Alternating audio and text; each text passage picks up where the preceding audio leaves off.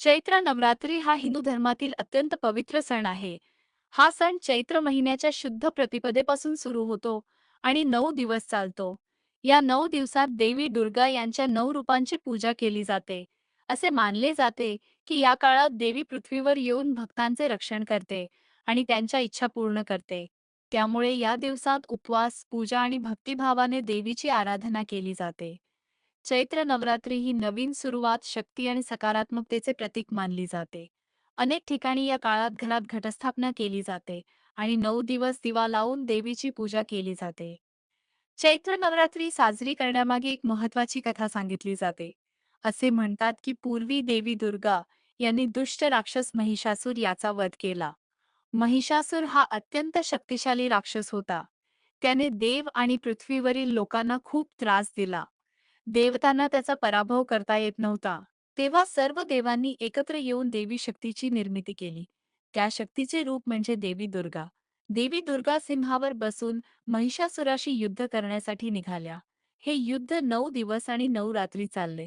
महिषासूर अनेक रूपे बदलत होता आणि देवीशी लढत होता. पण देवी दुर्गा अत्यंत शक्तिशाली होत्या. त्यांनी आपल्या शस्त्रांनी राक्षसाशी जोरदार युद्ध केले. शेवटी 9व्या दिवशी देवीने महिषासुराचा वध केला आणि जगाला त्याच्या अत्याचारातून मुक्त केले. महिषासुराचा वध झाल्यानंतर सर्व देव आणि लोकांनी आनंद साजरा केला. देवीच्या विजयाचा दिवस अत्यंत शुभ मानला गेला. त्या दिवसापासून नवरात्री साजरी करण्याची परंपरा सुरू झाली असे मानले जाते. देवीने जगात पुन्हा शांतता आणि धर्माची स्थापना केली. भक्त या दिवसात देवीची उपासना करून तिचे आशीर्वाद मागतात. नवरात्रीमध्ये देवीच्या 9 रूपांची पूजा केली जाते. त्यांना नवदुर्गा असे म्हणतात. 9 रूपे अशी आहेत: 1. शैलपुत्री 2, ब्रह्मचारिणी 3, चंद्रघंटा 4, कुष्मांडा 5, स्कंदमाता 6, कात्यायनी 7, कालरात्री 8, महागौरी 9, सिद्धिदात्री. प्रत्येक देवीचे वेगळे महत्त्व आणि शक्ती आहे. चैत्र नवरात्रीच्या पहिल्या दिवशी घरात घटस्थापना केली जाते. एका भांड्यात माती किंवा धान्य ठेवून त्यावर पाण्याचा कलश ठेवला जातो. कलशावर नारळ आणि आंब्याची पाने ठेवली जातात. हा घट देवी शक्तीचे प्रतीक मानला जातो.